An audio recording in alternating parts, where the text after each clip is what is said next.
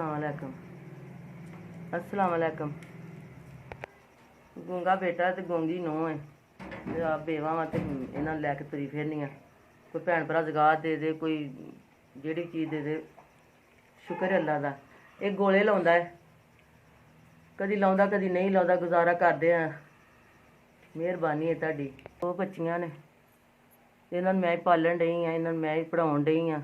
ਕੋਈ ਜਗਾਤ ਦੇ ਜਾਏ, ਕੋਈ ਫਤਰਾਨਾ ਦੇ ਜਾਏ, ਦੇਈਦਾ ਖਾਈਦਾ। ਇਹਨਾਂ ਮੈਂ ਪਾਲ ਕੇ ਆਪਣੇ ਨਾਲ ਲਾਇਆ ਹੈ। ਗੂੰਗੇ ਬੋਲੇ ਦੋਵੇਂ ਮਜ਼ਦੂਰ ਨੇ ਦੋਵੇਂ, ਤੇ ਇਹਨਾਂ ਵਾਸਤੇ ਮੈਂ ਬੈਠੀ ਹਾਂ। ਸਾਰਾ ਆਪਣਾ ਹੀ ਮਹਿੰਗਾਈ ਬੜੀ ਤੇ ਇਹੋ ਮਿੰਤਰਲੇ ਵਾਲੀ ਗੱਲ ਹੈ।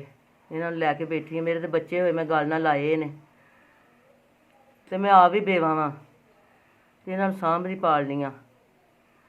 ਤੇ ਮੇਰੇ 7000 ਰੁਪਈਆ ਆਇਆ, 7000 ਰੁਪਈਆ ਆਇਆ ਸਾਨੂੰ ਜ਼ਕਾਤ ਮੇਰੇ ਮਜ਼ਦੂਰ ਬੱਚਿਆਂ ਨੂੰ।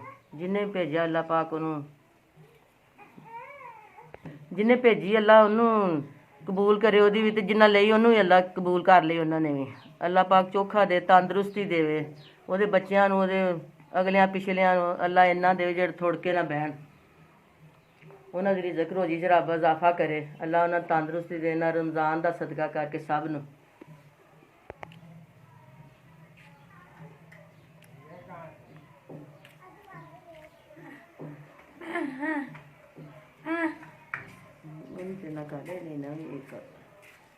ਉਹਨਾਂ ਨੂੰ ਚੋਖਾ ਦੇ, ਅੱਲਾ ਉਹਨਾਂ ਨੂੰ ਤੰਦਰੁਸਤੀ ਦੇ, ਅੱਲਾ ਉਹਨਾਂ ਨੂੰ ਖੈਰ ਸਲਾਮਤੀ ਰੱਖੇ। ਅੱਲਾ ਪਾਕ ਉਹਨਾਂ ਦੇ ਅਗਲਿਆਂ ਪਿਛਲਿਆਂ ਨੂੰ ਤੰਦਰੁਸਤੀ ਦੇਵੇ।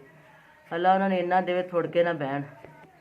ਇਸ ਵਾਲਿਆਂ ਦਾ ਭਲਾ ਜਿਨ੍ਹਾਂ ਸਾਡੇ ਤੱਕ ਪਹੁੰਚਾਈ ਹੈ,